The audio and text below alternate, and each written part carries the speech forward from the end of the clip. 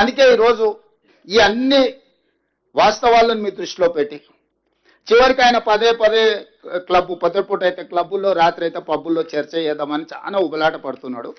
నేను ఒక సూచన చేయదలుచుకున్న చంద్రశేఖరరావు గారికి, మీరు సుదీర్ఘమైన అనుభవం ఉంది, ప్రజా జీవితంలో ఉన్నారు 40 సంవత్సరాలు. మీ అనుభవాన్ని పరిగణలోకి తీసుకుంటాం, మీ ఆలోచనలని తెలంగాణ ప్రజలకు సూచన కింద ప్రయోజనం చేకూరే విధంగా ఇస్తే తప్పకుండా వాటిని రాష్ట్ర ప్రభుత్వం ఆమోదిస్తుంది. మీరు ఏ తారీఖు చెప్పినా శాసనసభ సమావేశాలు, శాసన మండలి సమావేశాలు ఏర్పాటు చేస్తాం.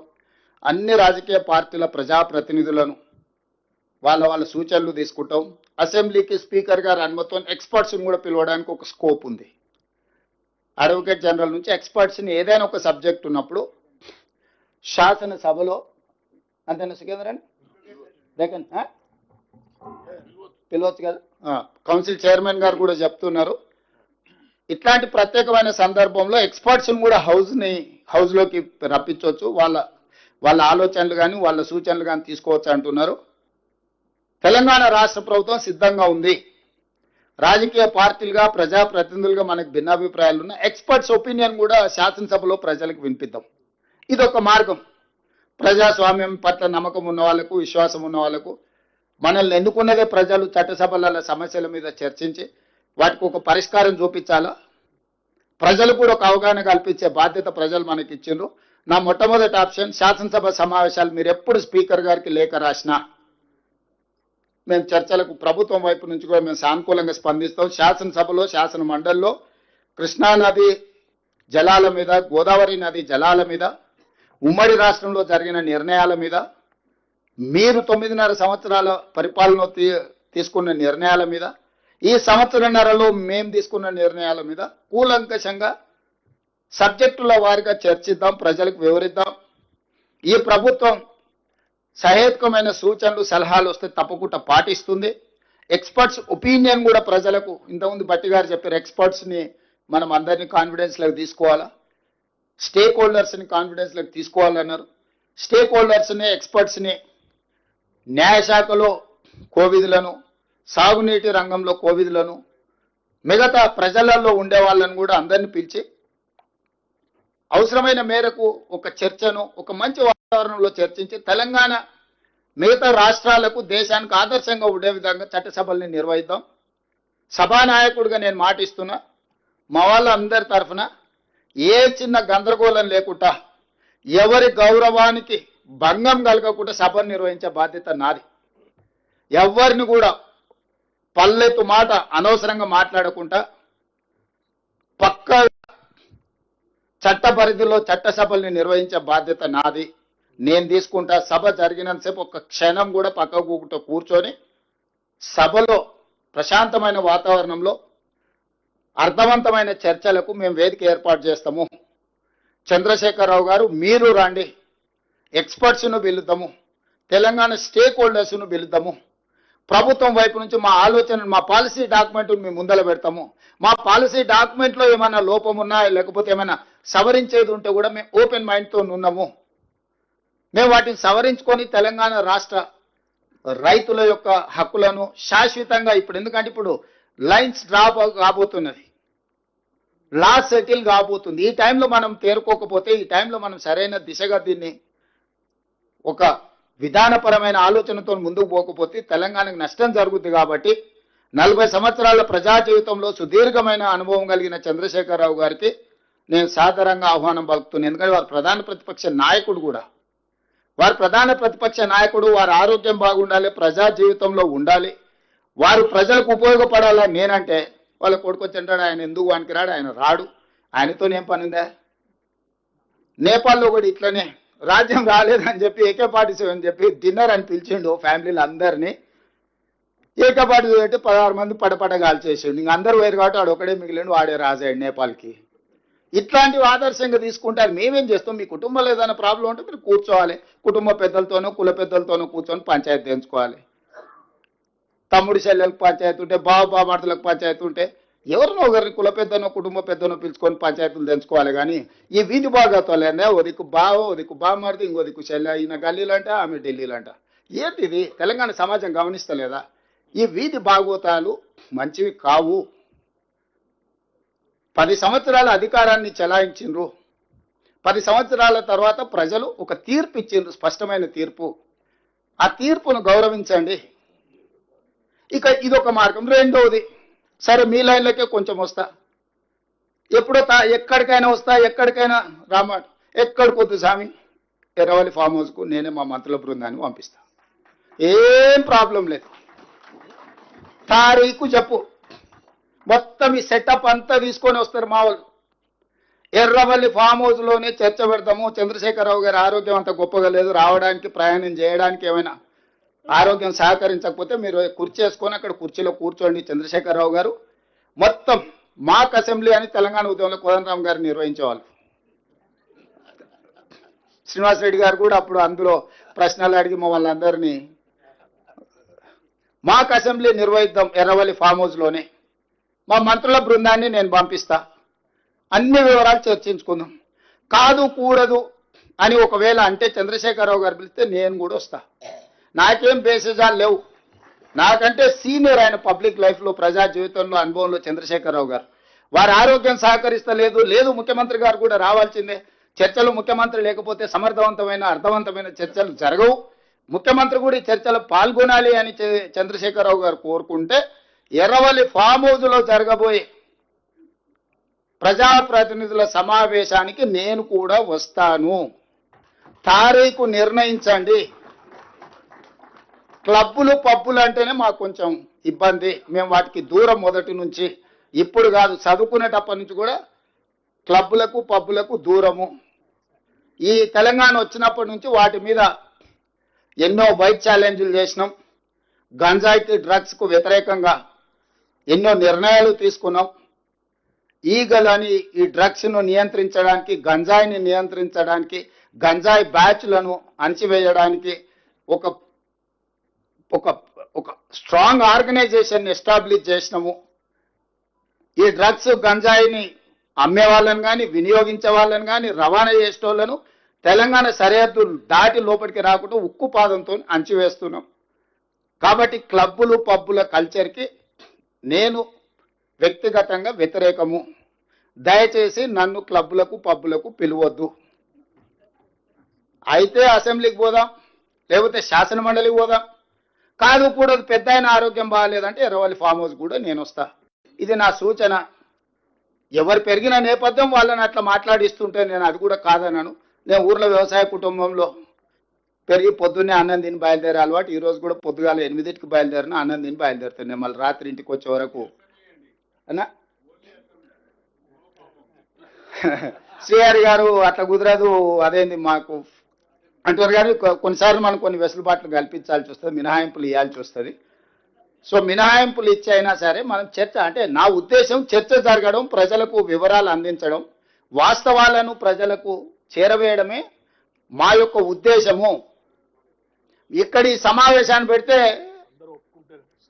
ఒక మాజీ మంత్రి గారు ఫోన్ చేసి మా శ్రీధర్ బాబు గారికి అట్లెట్లా మీరు అక్కడ పెట్టుకుంటారు, మీరు పెట్టుకోవడానికి లేదు కదా అంటాడండి. ఇది ప్రజాభవన్. ఇక్కడ ప్రజలు వచ్చి రెగ్యులర్గా రిప్రజెంటేషన్స్ ఇస్తారు.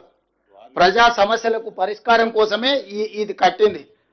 ఇది ఘడి కాదు, కొద్ది మందికి పరిమితమైన వేదిక కాదు. ప్రజలు ఎవరైనా బాజాప్తా రావచ్చు, చెప్పుకోవచ్చు, ధర్మగంట కొట్టవచ్చు. ఇక్కడ ధర్మగంట కొడితే ప్రభుత్వం పలుకుతుంది, వాటిని పరిష్కరిస్తుందని. ధర్మగంట కొట్టడానికి రాజులు ఉన్నప్పుడు, రాజ్యాలు ఉన్నప్పుడు కూడా ధర్మగంట ఉండేది. పౌరులు వచ్చి ఆ గంట కొడితే ఏంది నీ సమస్య అని వినడానికి వేదిక ఉండేది. రాజరికంలో కూడా ధర్మగంట ఉండేది. అలాంటిది మీరు ధర్నా చౌక్ బంద్ చేస్తారు, ధర్మగంట బంద్ చేస్తారు, వీటిలల్లో గద్దరన్న లాంటి వాళ్ళకు ప్రవేశం నిషేధిస్తారు. వీటన్నిటిని బార్లా తెరిచి ప్రజలందరూ మేము ఆహ్వానించి ప్రభుత్వం అధికారికంగా ఇంతమంది ప్రజాప్రతినిధులను, అధికారులను పిలిచే సమావేశాన్ని ఏర్పాటు చేసుకుంటే హరీష్ రావు గారికి అభ్యంతరం. హరీష్ రావు గారు ఫోన్ చేసి మా శ్రీధర్ బాబు గారిని బెదిరిస్తున్నాడు, అట్లెట్లా పెట్టుకుంటారు మీరు అని. ఏంది పద్ధతి? అంటే ఇప్పుడు ఏదైనా వాస్తవాలను వివరించడానికే ప్రజా వేదికలను మేము వాడుకుంటున్నాము. మేము వ్యక్తిగత ప్రయోజనాల కోసం దేన్ని వాడుకోవడం లేదు. ఇవాళ మీకు అన్ని కూడా వాస్తవాల ప్రాతిపదికన ఒక క్రొనాలజీ ప్రకారం మంత్రి గారు వివరించారు. దీన్ని ఒక నివేదిక రూపంలో బుక్లెట్స్ రూపంలో కంప్లీట్గా నివేదిక తయారు చేసి రాష్ట్ర ప్రభుత్వం తరఫున వివరాలు అందరికీ కూడా అందించాలి. అదేవిధంగా బట్టి విక్రమార్క గారు చెప్పినట్టు ఎక్స్పర్ట్స్తోని అదేవిధంగా స్టేక్ హోల్డర్స్తో కూడా మళ్ళొకసారి పవర్ పాయింట్ ప్రజెంటేషన్ కూడా పెట్టడానికి శాఖ మంత్రి గారు కొంత ఇనిషియేట్ చేయాలి. మూడవది ఇది అయిన తర్వాత పాత 10 ఉమ్మడి జిల్లాలకైనా పెద్దలు కోదండరామ్ గారు, కడియం శ్రీహరి గారు, కేశవరావు గారు లాంటి వాళ్ళు మొదటి నుంచి తెలంగాణ ఉద్యమంలో ఉండి హక్కుల కోసం కొట్లాడిన వాళ్ళు పాత ఉమ్మడి 10 జిల్లాలైనా కనీసం దీన్ని ప్రజలకు వివరించే విధంగా ఒక కార్యాచరణ తీసుకొని ప్రజలకు వివరిస్తే తెలంగాణ ప్రజలకు వాస్తవ పరిస్థితులు అవగాహనలోకి వస్తాయి. వాస్తవాలను వివరించిన వాళ్ళు అవుతాము. గవినోళ్ళ శ్రీనివాస్ రాయలసీమ లిఫ్ట్ మీద వేసిన మా నారాయణపేట మా దగ్గర నుంచి మేము శ్రవణ్ అని ఒకప్పుడు TV9 రిపోర్టర్, ఇప్పుడు అడ్వకేట్ ఇన్ సుప్రీం కోర్ట్, పర్సనల్గా తీసుకొని పర్సనల్ కెపాసిటీలో పోయి ఎన్జిటీలో కేసు వేయించి ఆనాడు స్టే తెచ్చిన తర్వాతనే రాష్ట్ర ప్రభుత్వం అందులో ఇంప్లీట్ పిటిషన్ వేసింది. సో ఇవన్నీ కూడా ప్రతి క్షణం పర్యవేక్షించుకుంటూ తెలంగాణ హక్కులను కాపాడడానికి మేము ప్రయత్నం చేస్తున్నాము. ఈరోజు ఆంధ్రప్రదేశ్ ముఖ్యమంత్రి గారికి కూడా వరద జలాలునే మేము తీసుకెళ్తామంటున్నారు. మరి అదే వరద జలాలు కాదు, నికర జలాలు, మిగులు జలాలు, వరద జలాలు ఏవైనా కావచ్చు, మా నల్గొండకు మా రంగారెడ్డి జిల్లాకు తీసుకెళ్తే మీకు అభ్యంతరం ఏంది? నికర జలాలు గోదావరి బేసిన్లో 968, 518, 968 తెలంగాణకు, 518 ఆంధ్రప్రదేశ్కి పోతే ఎన్ని మిగిలినో తీస్తే దాంట్లో వరద జలాలలో ఎవరికి ఎంత వస్తుందో లెక్క కడతాం ప్రపోర్షనేట్గా ప్రోరేటా ప్రకారం. మోరార్లెస్ ఎంత పర్సెంటేజ్ నికర జలాలలో ఉందో వరద జలాలలో కూడా మోరార్లెస్ ప్రోరేటా ప్రకారం ఒక హక్కు ఉంటుంది. ఆ హక్కు ప్రకారం వరద జలాలలో మాకెంత ఉందో ఆ వరద జలాల మీకెంత వస్తుందో ఒక లెక్క తెలుసుకున్న తర్వాత పైన మేము కట్టుకుంటాం, కింద మీరు కట్టుకోండి. ఇప్పుడు పైన మేము కట్టుకోకుండా మా నీళ్లు మేము ఒడిసి పట్టుకోకుండా చంద్రశేఖరరావు చేసిన పాపాల వల్ల, కాళేశ్వరం కూలిపోవడం వల్ల, చేవెళ్ల ప్రాంతాన్ని మినహాయించడం వల్ల ఆ నీళ్లు మిగిలిపోయి నీ కింద వరదలాగా కనిపిస్తుంది. మేము వాడుకుంటే మీకు వరద ఉందా బురద ఉందా ఏముందో తేలుతుంది కదా. ఫస్ట్ మా ప్రాజెక్టులు అన్నీ చేయండి, మా కంప్లీట్ చేసుకోనియండి. ఆయన 10 ఏళ్ళు నిధులు ఖాళీ అయిపోయినాయి కానీ నీళ్లు మాత్రం మాకు రాలే. ఇప్పుడు ఆయన కట్టిన 1,00,000 కోట్లు ఖర్చు పెట్టి నికరంగా కట్టిన కాళేశ్వరం కూలిపోయింది. కూలింది కాబట్టి ఏమైనా కొన్ని నీళ్ళు నీ కింద వరదలాగా కనిపిస్తుండొచ్చు, నేను కాదంటే లేను. అవి చర్చ చేద్దాము. ఫస్ట్ నికర జలాల మీద ఒక లెక్క ఉంది, 968, 518. ఆ లెక్క మీద మనం చర్చ చేయాల్సిన అవసరం లేదు. ఆ తర్వాత ఉండే మిగులు జలాలలో మీ హక్కు ఏంది, మా హక్కు ఏంది. ఆ తర్వాత వరద జలాల మీద మీ హక్కు ఏంది, మా హక్కు ఏంది. మేమేమేమి కట్టుకోవాలనుకుంటున్నాం, మీరేమేమి కట్టాలనుకుంటున్నారు. గోదావరి రివర్ మేనేజ్మెంట్ బోర్డు దగ్గర కూర్చుందాము, మాట్లాడుకుందాము. ఈ స్టేట్ రీఆర్గనైజేషన్ యాక్ట్ని ఫస్ట్ అధికారులతో చర్చ చేయాలి, ఆ తర్వాత మంత్రులతో చేయాలి, ఆ తర్వాత అపెక్స్ కౌన్సిల్ చేసుకోవడానికి అన్ని రకాల వెసులుబాట్లు చట్టంలోనే కల్పించిండ్రు. మీకు ఇన్ఫ్లుయెన్స్ ఉంది కదా, డైరెక్ట్ పైకి పోతా అంటే ఎట్లా? ప్రతి కేసు సుప్రీంకోర్టు వినదు.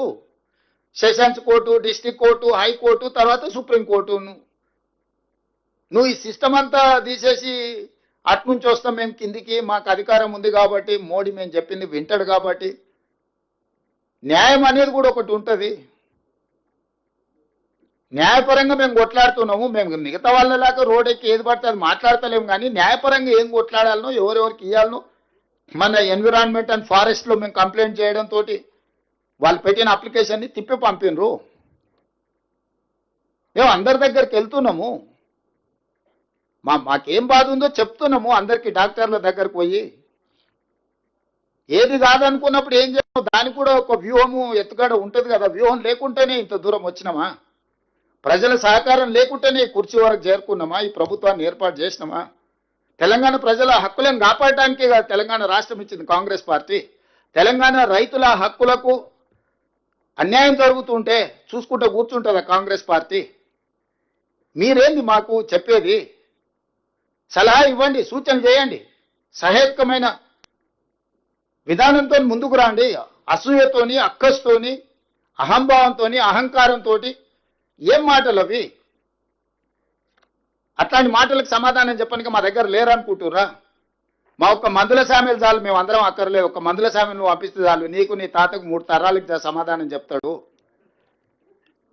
అది కాదు కదా. మేమేదో గౌరవంగా చట్టసభలలో చర్చిద్దాము, రండి మీరు పెద్ద మనుషులు, మీరు మీ అనుభవాన్ని చెప్పుదు రండి అని మేము అంటుంటే అదేదో మా చేతగాంతనం అనుకొని తలా తోక లేకుండా మాట్లాడితే తోక కత్తిరించే తెలుసు. ఒకవేళ నీకు తెలియకపోతే మీ నాయన అడుగు, ఏం చేస్తే ఏమైందో మీ నాయన ఇప్పుడు ఏడు ఉన్నాడు. నాకు చికాకు కలిగించొద్దు. నాకు చికాకు కలిగిస్తే మళ్ళీ అది బాగుండదు. నేను చదవడం మొదలు పెడితే మళ్ళీ అది మంచి కూడా ఉండదు. ఏదేమైనా కృష్ణా నది జలాలలో, గోదావరి నది జలాలలో తెలంగాణ హక్కులను ఎవ్వరికి తాకట్టు పెట్టము. ఎంతటి వారొచ్చినా ఎవరితోనైనా నిటారుగా నిలబడి కొట్లాడతాము. ప్రజలు ఒక విశ్వాసంతో నమ్మకంతో మాకు అవకాశం ఇచ్చిండ్రు. శాశ్వతంగా చరిత్రలో గొప్పగా నిలిచిపోయే విధంగానే మా విధానము, మా ఆలోచన, మా పోరాటం ఉంటుంది. ఎవరి వ్యక్తుల కోసం ప్రజల హక్కులను తాకట్టు పెట్టము. ఎవరు ఎదురుగా ఉన్నా తెలంగాణ ప్రజల హక్కుల విషయంలో దేవుడే వచ్చి ఎదురుగా నిలబడ్డా నిటారుగా నిలబడి కొట్లాడతాము. వ్యక్తులు అనేది మర్చిపోండి. తెలంగాణ హక్కులకు అన్యాయం జరుగుతుంది చేస్తామని దేవుడు ఎదురుగా నిలబడ్డా కూడా దేవుడినైనా ఎదురించి తెలంగాణ ప్రజల తరఫున నిలబడే బాధ్యత మాది, మా మంత్రి వర్గాన్ని. ఎవరు అధైర్యపడాల్సిన పని లేదు. అసూయతోనూ అక్కస్తోనూ ఎవరైనా చిల్లర మాటలు మాట్లాడితే వాళ్ళ నీతి, వాళ్ళ జాతి ప్రజలు గుర్తిస్తారు. ధన్యవాదాలు.